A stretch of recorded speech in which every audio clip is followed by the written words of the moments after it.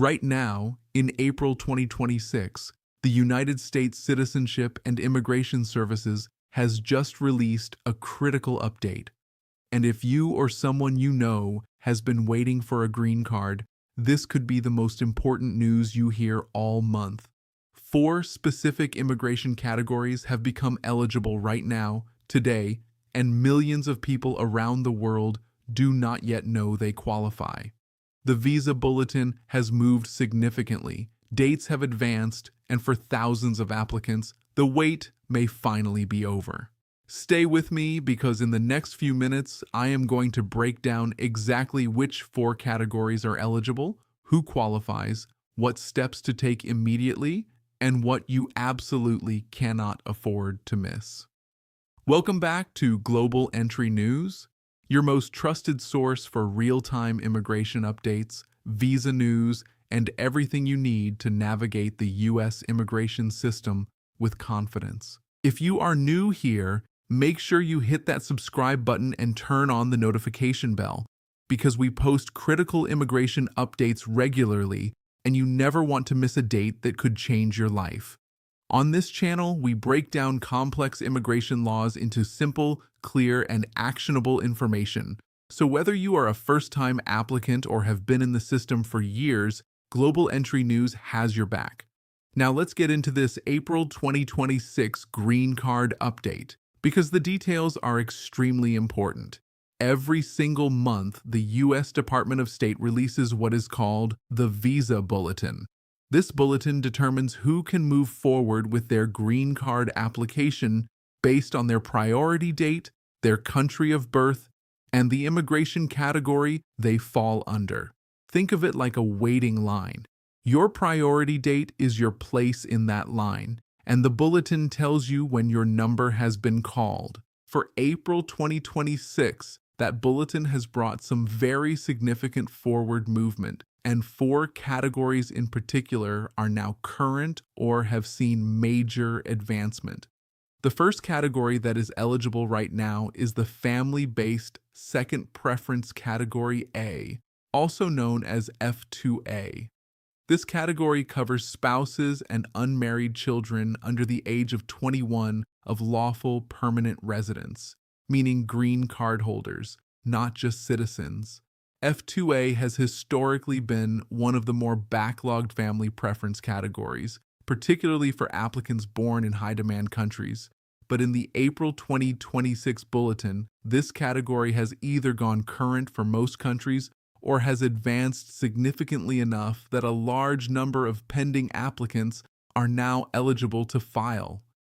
If your spouse or parent is a green card holder and you have been waiting in this category, right now is the moment to check your priority date and contact your immigration attorney or representative immediately.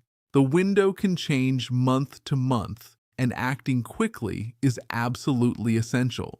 The second category seeing major movement this April is the employment-based second preference, known as EB2, for applicants born outside of India and China. EB2 covers professionals with advanced degrees. Think master's degrees, doctoral degrees, or individuals with exceptional ability in their field. For most countries outside of India and China, the EB2 category is moving at a strong pace in 2026, and the April Bulletin has pushed dates forward in a meaningful way. If you have an approved I-140 petition in this category and your priority date is within the current range, you may now be able to file your I-485 adjustment of status application if you are inside the United States, or move forward with consular processing if you are abroad. This is a significant opportunity, and for skilled foreign workers who have been stuck in the pipeline, this update brings genuine relief. The third category making headlines this April is the employment-based third preference, or EB3, for skilled workers and professionals from most countries. EB3 covers workers in jobs that require at least 2 years of training or experience, professionals with bachelor's degrees, and in some cases unskilled workers as well. For many nationalities, particularly those not from India or China, EB3 dates have advanced considerably. If you have an approved labor certification and petition in this category, and your priority date now falls within the current range on the visa bulletin, you are now eligible to take the next step toward your permanent residency. It is worth noting that employment-based categories can be volatile. They move forward but can also retrogress without warning. So checking with a qualified immigration professional as soon as possible is strongly advised. The fourth and perhaps most exciting category for a large number of viewers is the Special Immigrant Fourth Preference, or SISQ category, which relates to Afghan nationals who worked with the U.S. government, military, or affiliated organizations. Given the ongoing humanitarian situation and continued government processing efforts, there has been meaningful forward movement for qualified Afghan applicants in April 2026. If you or a family member served as an interpreter, translator, or in any support capacity for U.S. forces or government entities in Afghanistan and have a pending SIV application, the April 2026 Bulletin and updated processing timelines are directly relevant to you. There is urgency here, as SIV numbers are limited each fiscal year and they do get used up, so verifying your case status and taking immediate action is critical. Now, you might be wondering, how do I actually know if I am eligible right now? Here is exactly what you need to do. First, locate your priority date. This is the date on your immigrant petition, your labor certification, or your registration notice, depending on your category. Second, go to the official U.S. Department of State website and pull up the April 2026 Visa Bulletin. Compare your priority date to the date listed under your category and country of birth. If your priority date is earlier than or the same as the date shown in the bulletin, you are potentially current and eligible to file. Third, determine whether you are filing under the Dates for Filing chart or the Final Action Dates chart. This depends on guidance from USCIS each month, and the two charts can sometimes allow different applicants to move forward. USCIS updates this guidance at the start of each month, so always check both the State Department Bulletin and the USCIS website together. One very important thing to understand is the difference between being eligible to file and having your green card approved. When your priority date becomes current, it means you can file your final application, your I-485 if you are in the US, or your DS-260 if you are going through consular processing abroad. But USCIS still needs to review your application, conduct background checks, and schedule your biometrics and interview. The timeline from filing to approval varies, but the critical step right now is getting that application in the door before any potential retrogression happens. And retrogression, where dates move backward, is always a real possibility, especially in high-demand employment categories. There are also common mistakes that applicants make during this stage that can cost them months or even years.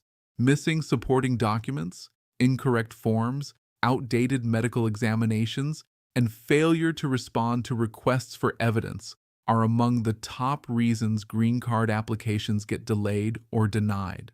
Make sure your I-693 medical exam is not expired. It has a 2-year validity period in most cases.